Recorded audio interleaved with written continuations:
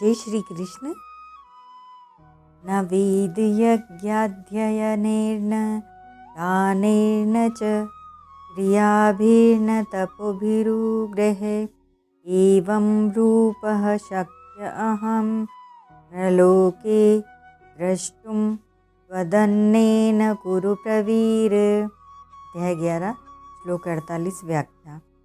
गुरु प्रवीर यहाँ अर्जुन के लिए गुरु प्रवीर संबोधन देने का अभिप्राय है कि संपूर्ण कुरुवंशियों में मेरे से उपदेश सुनने की, मेरे रूप को देखने की और जानने की तेरी जिज्ञासा हुई, तो यह कुरुवंशियों में तुम्हारी श्रेष्ठता है। तात्पर्य यह हुआ कि भगवान को देखने की, जानने की इच्छा होना ही वास्तव में मनुष्य की श्रेष्ठता है। वेदों का अध्ययन किया जाए, यज्ञों का विधि विधान से अनुष्ठान किया जाए, शास्त्रों का अध्ययन किया जाए, बड़े बड़े दान किए जाएं, बड़ी उग्र कठिन से कठिन तपस्याएं की जाएं और तीर्थ व्रत आदि शुभ कर्म किए जाएं। ये सब के सब कर्म विश्वरूप दर्शन में हेतु नहीं बन सकते, कारण कि जितने भी कर्म किए जाते हैं उन सब का आरंभ और समाप्ति होती है। अतः उन कर्मों से मिलने वाला फल भी आदि और अंत वाला ही होता है। अतः ऐसे कर्मों से भगवान के अनंत, असीम, अव्यय, दिव्य विश्वरूप के दर्शन कैसे हो सकते हैं? उसके दर्शन तो केवल भगवान की कृपा से ही होते हैं, कारण कि भगवान नित्य हैं और उनकी कृपा भी नित्य है। अतः नित्य कृपा से ही अर्जुन को भगवान के नित्य अव्यय दिव्य विश्वरूप के दर्शन हुए हैं। तात्पर्य यह हुआ कि उनमें से एक एक में अथवा सभी साधनों में यह सामर्थ्य नहीं है कि वे विराट रूप के दर्शन करा सके। विराट रूप के दर्शन तो केवल भगवान की कृपा से, प्रसन्नता से ही हो सकते हैं। गीता में प्रायः यज्ञ, दान और तप, इन तीनों का ही वर्णन आता है। 8वें अध्याय के 28वें श्लोक में और इसी अध्याय के 53वें श्लोक में वेद, यज्ञ, दान और तप, इन चारों का वर्णन आया है।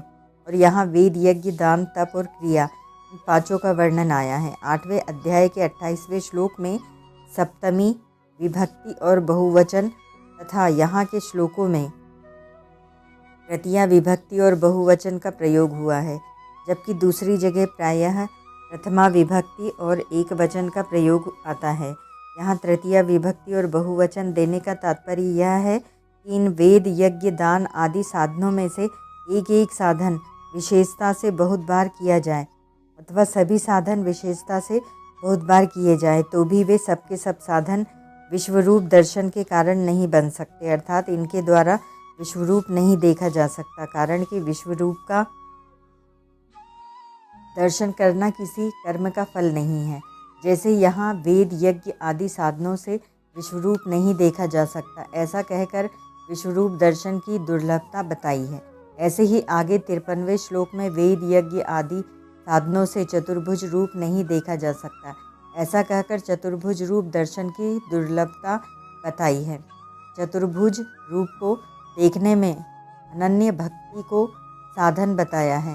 इसी अध्याय का 54वां श्लोक, क्योंकि वह रूप ऐसा विलक्षण है कि उसका दर्शन देवता भी चाहते हैं, इसीलिए उस रूप में भक्ति हो सकती है, परंतु विश्व रूप को देखकर तो भय लगता है। अतः ऐसे रूप में भक्ति कैसे होगी, प्रेम कैसे होगा? इसीलिए इसके दर्शन में भक्ति को साधन नहीं बताया है।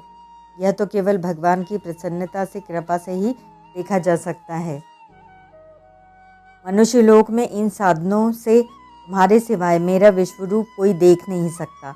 इसका अर्थ यह नहीं है कि इन साधनों से तू देख सकता है, तुम्हारे को तो मैंने अपनी प्रसन्नता से ही यह रूप दिखाया है। संजय को भी जो विश्वरूप के दर्शन हो रहे थे वह भी व्यास जी की कृपा से प्राप्त दिव्य दृष्टि से ही हो रहे थे, किसी दूसरे साधन से नहीं। तात्पर्य है कि भगवान और उनके भक्तों, संतों की कृपा से जो काम होता है वह काम साधनों से नहीं होता, इनकी कृपा भी अहेतु की होती है। कई लोग ठीक न समझने के कारण ऐसा कहते हैं कि भगवान ने अर्जुन को विश्वरूप दिखाया नहीं था, प्रत्युत यह समझा दिया था कि मेरे शरीर के किसी एक अंश में अनंत ब्रह्मांड है, पर वास्तव में यह बात है ही नहीं। स्वयं भगवान ने कहा है कि मेरे इस शरीर में एक जगह चराचर सही संपूर्ण जगत को अभी देख ले। 7वां श्लोक, जब अर्जुन को दिखाई नहीं दिया तब भगवान ने कहा कि तू अपने इन कर्म चक्षुओं से मेरे विश्वरूप को नहीं देख सकता, इसीलिए मैं तुझे दिव्य चक्षु देता हूँ। 8वां श्लोक। फिर भगवान ने अर्जुन को दिव्य चक्षु देकर साक्षात अपना विश्वरूप दिखाया। संजय ने भी कहा है कि भगवान के शरीर में एक जगह स्थित विश्वरूप को अर्जुन ने देखा। 13वां श्लोक। अर्जुन ने भी विश्वरूप का दर्शन करते हुए कहा कि मैं आपके शरीर में संपूर्ण प्राणियों के समुदाय को तथा ब्रह्मा विष्णु महेश आदि सबको देख रहा हूँ। 15वां श्लोक। आदि आदि इससे सिद्ध होता है कि भगवान ने अर्जुन को प्रत्यक्ष में अपने विश्वरूप के दर्शन कराए थे। दूसरी बात समझाने के लिए तो ज्ञान चक्षु होते हैं, पर दिव्य चक्षु से साक्षात दर्शन ही होते हैं।